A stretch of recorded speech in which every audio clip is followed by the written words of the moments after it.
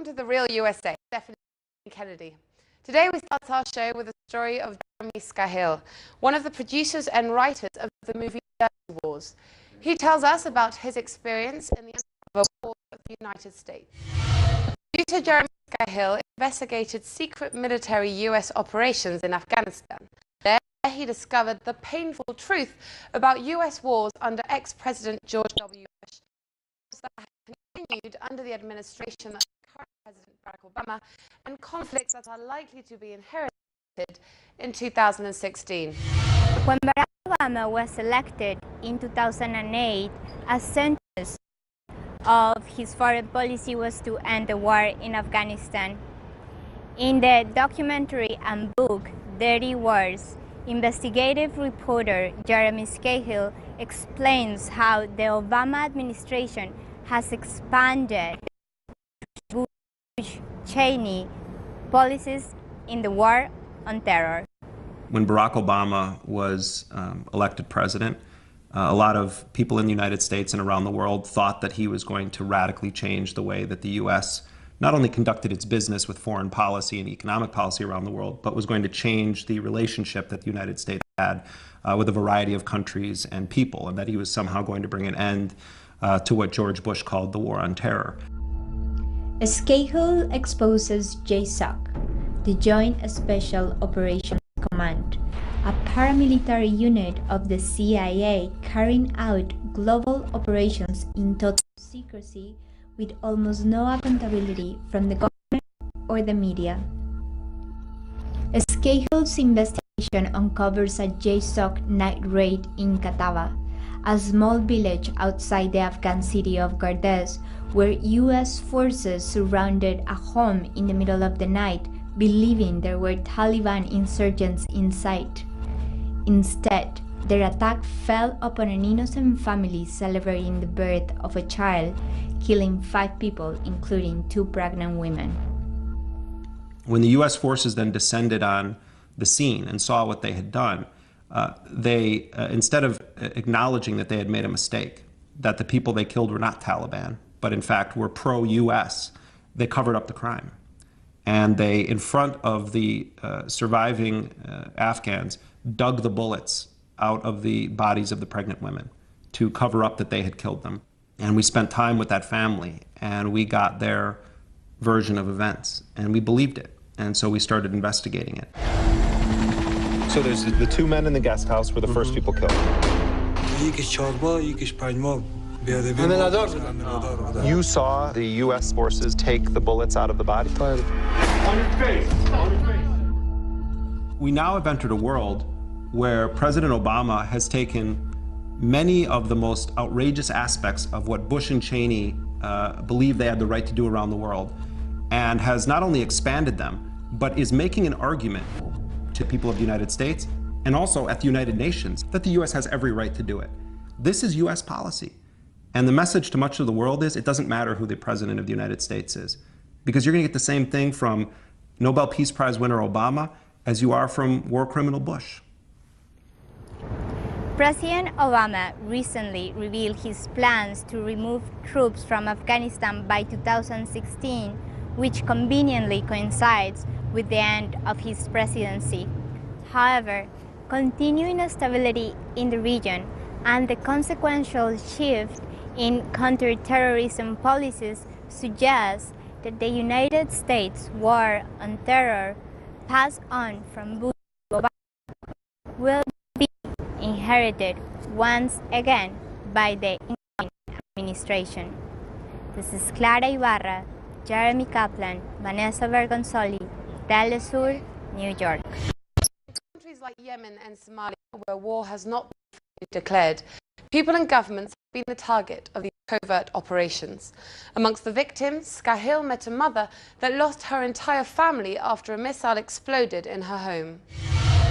Following the events of September 11, 2001, the United States began fighting the war on terror with military combat operations to capture Osama bin Laden and destroy Al-Qaeda's network in Afghanistan. At the same time, the U.S. government began conducting secret operations in places where war was not officially declared.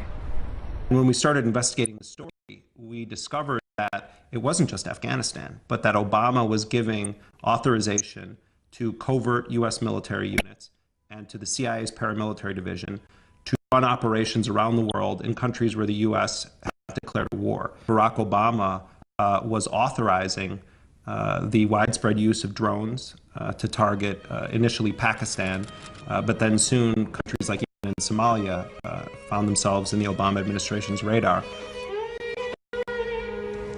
الساعة 6 الصبح أنا كل نايم وكنا نجالس في مجالسة ورعقين لخبز هذا سواري حقتنا هكذا قد ساكتة دون كلام ما غراحت فينا ولغاضتنا لغط كل واحد تو انت ده وعيالي وبنتي وزوجي وعيالي كلهم انتهوا ما بغيت إلا أنا وهذا وأبوه وهذا الشاب وهذا البلدة. In December of 2009, President Obama authorized the initiation of a secret air war in Yemen that would involve drones, cruise missiles, and limited involvement of JSOC forces, elite commando units, on the ground inside of Yemen.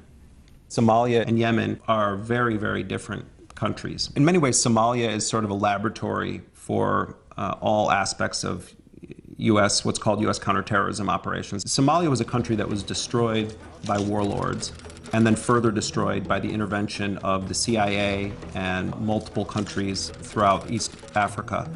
The CIA and the U.S. military have been working with a network of warlords, and they've essentially outsourced their kill program.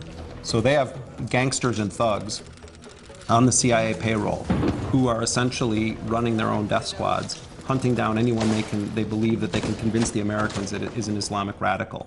And the U.S. policy in Somalia has backfired tremendously. It gave rise to a militant organization called Al-Shabaab. So these were Shabaab fighters you buried here?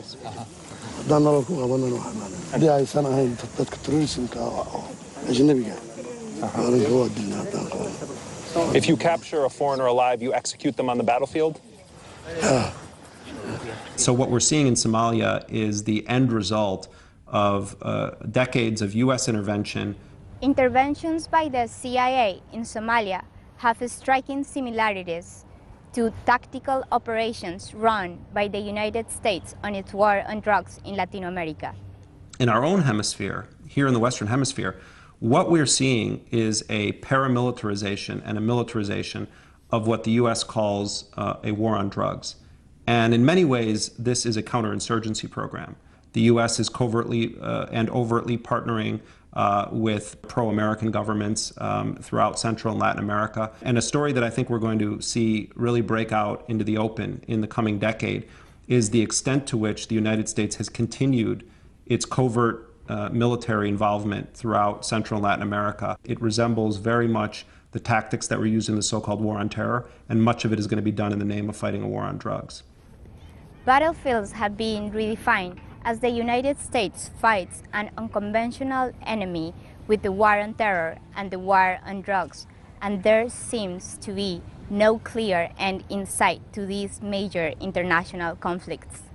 This is Clara Ibarra, Jeremy Kaplan, Vanessa Bergonzoli, Telesur, New York. On September 30th, 2011, a spokesperson of Yemen's Ministry of Defense declared that al-Qaeda leader Anwar al-Awlaki died along with other members of the organization, as well as his 16-year-old son, Abdul Rahman Anwar al-Awlaki. This is what Skahil had to say about the subject. One of the most controversial drone strikes by the Obama administration was the assassination of U.S. citizen Anwar al-Awlaki, a young Muslim cleric who became a popular spokesperson on mainstream media for his ability to articulate a moderate Muslim perspective after the attacks of 9/11. The U.S. needs to support freedom and human rights in the Muslim world. Anwar al-Awlaki initially condemned the 9/11 attacks, condemned al-Qaeda, and supported the U.S. invasion of Afghanistan. But as the war on terror spread to other countries, al-Awlaki's moderate perspective radically changed. And as the U.S. intensifies its wars in Muslim countries, al-Awlaki starts to ratchet up his rhetoric. He's being pulled in for interrogations by the FBI.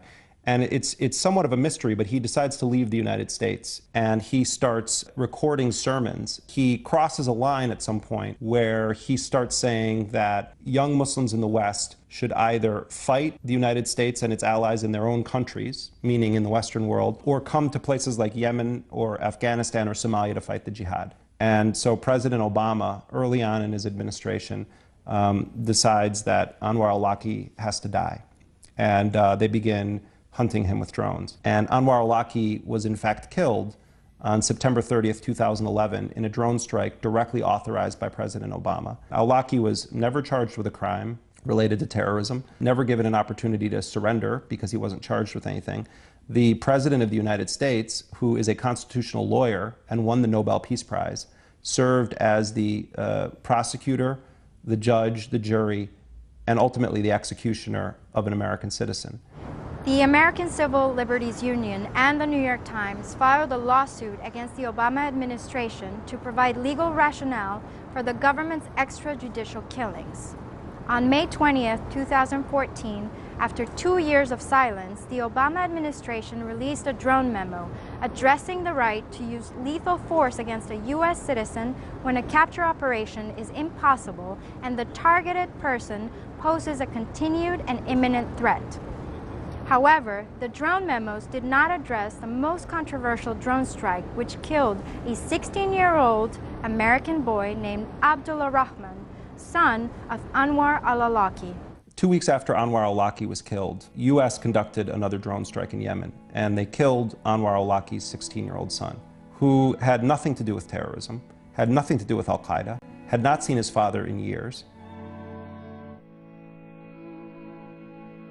The Obama administration has never explained why they killed that kid. He was killed with his teenage cousins while they were sitting preparing to eat dinner. What grounds did they have to kill a 16-year-old kid? It's hard not to believe that he was killed because of the sins of the father. All of us deserve to know why that kid was killed. The reason that we chose to focus on this story is because how a society treats its own people is a good indication of how they view the rest of the world's rights. So at the end of the day, the U.S. has taken a position, and it was true under Bush and it's true under Obama, that the United States is the exceptional country in the world, and that it not only has the right to assassinate people in any country that it pleases, but that it's right to do so. And so the world is indeed a battlefield in the eyes of the American empire. In the war on terror, the United States has radically changed the rules of international combat by legitimizing extrajudicial targeted killings, and in the process establishing a dangerous precedent for further human rights abuses in global conflicts. Vanessa Bergonzoli with Jeremy Kaplan and Clara Ibarra, Telesur, New York. The work of journalist Jeremy Scahill was a huge challenge, considering many investigations were undertaken in conflict zones. Here's more on his experience in investigating the dirty wars of the United States. When journalists embed with the military to report in conflict zones, they attach themselves directly to a military unit, traveling with it wherever it goes. Journalists are housed and fed for free and given pre-approved stories packaged with audiovisual and photo press materials. Jeremy Scahill and Richard Rowley, creators of the Academy Award-nominated documentary Dirty Wars, trade in the structure of embedded journalism in order to independently investigate stories that the military and the mainstream media often do not report.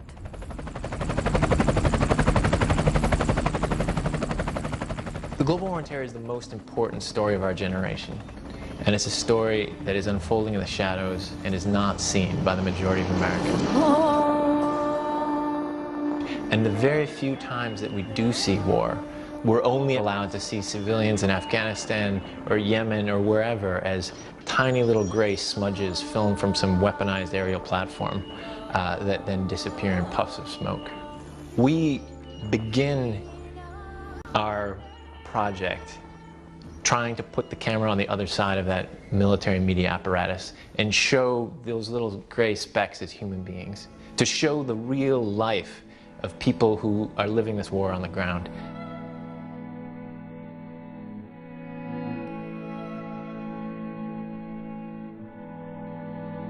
There are basically two wars in Afghanistan. One war is fought by conventional troops under the auspices of NATO, and journalists can embed with those units. But then there's another war, and in many ways, this is the one that really counts, and it's a secret war, and journalists are not allowed to embed.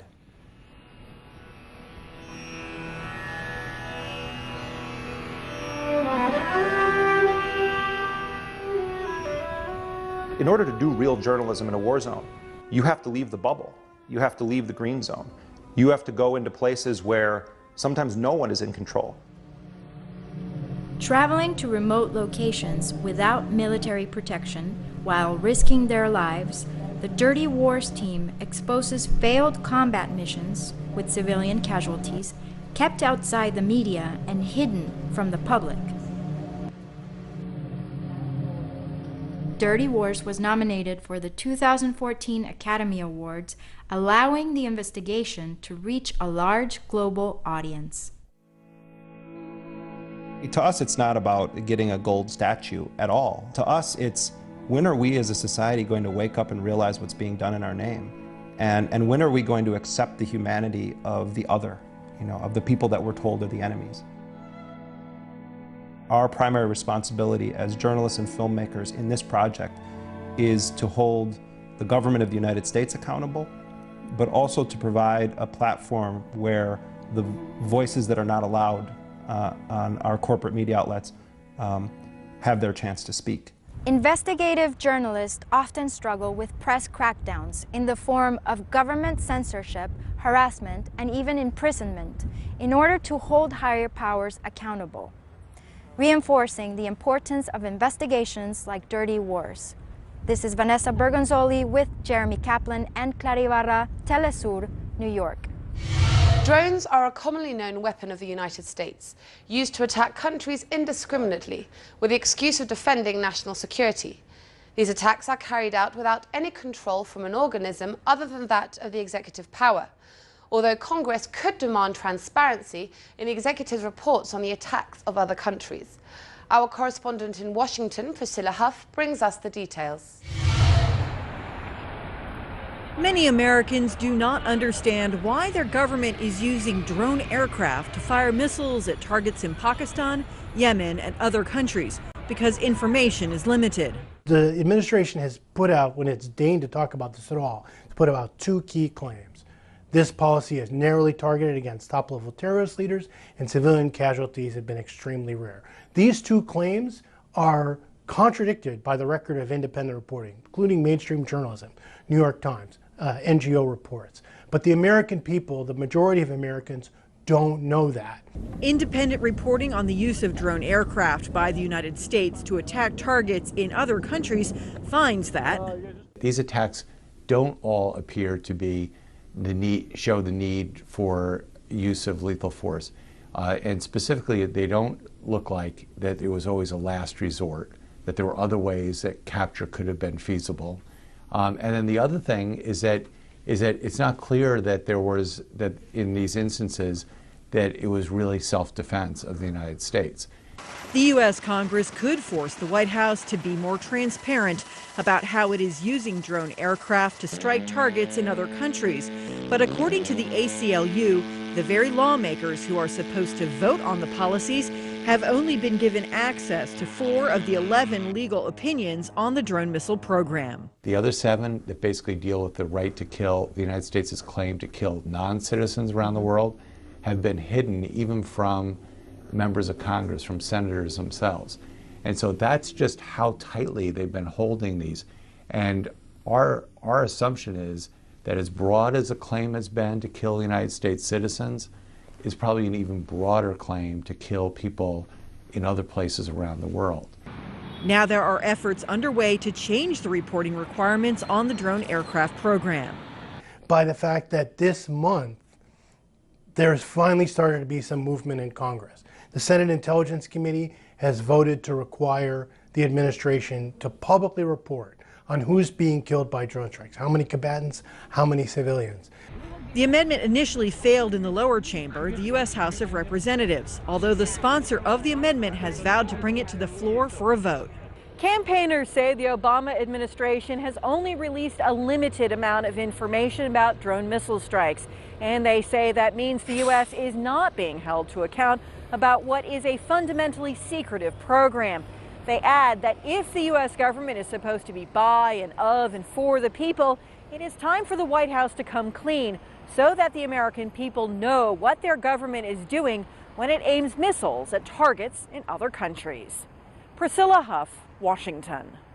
The excessive use of special weapons and SWAT teams have caused harm to innocent people and consequently made communities more insecure. Our correspondent, Alice Olstein, met the mayor of a small town in the outskirts of Washington, who was a victim of a SWAT team operation. Now, other people support him in establishing new laws that control the police and make them responsible for the use of military equipment. It was a calm evening here in idyllic Berwyn Heights, Maryland, until armed police raided the home of an unsuspecting family. I heard my mother-in-law scream. It was a really frightened scream that didn't make any sense. She said, "Shy, I think it's SWAT." The reason? A box of marijuana delivered to his house. Though no evidence connected him to the drugs, police didn't leave for more than 4 hours after shooting his 2 dogs with a machine gun. We didn't have a warrant. We didn't have a front door. We thought that there was some drug dealer out there who thought we had the drugs. And we had a house that was torn upside down with a search and 2 enormous pools of blood. Shy eventually recovered and even adopted new dogs, but he's since learned that similar traumatic incidents happen to hundreds of families every year in his county alone. Violent raids on homes like this one in suburban Maryland are increasing across the country. Critics say they're turning American neighborhoods into war zones as equipment from overseas conflicts in Iraq and Afghanistan gets repurposed for local police departments. Over the past few years, local police departments like this one in Boston have been given millions of dollars of military equipment free of charge. Congress created the program to reuse hardware like these vehicles left over from U.S. wars in Iraq and Afghanistan. But an investigation by the American Civil Liberties Union found that more than a third has been newly purchased for police.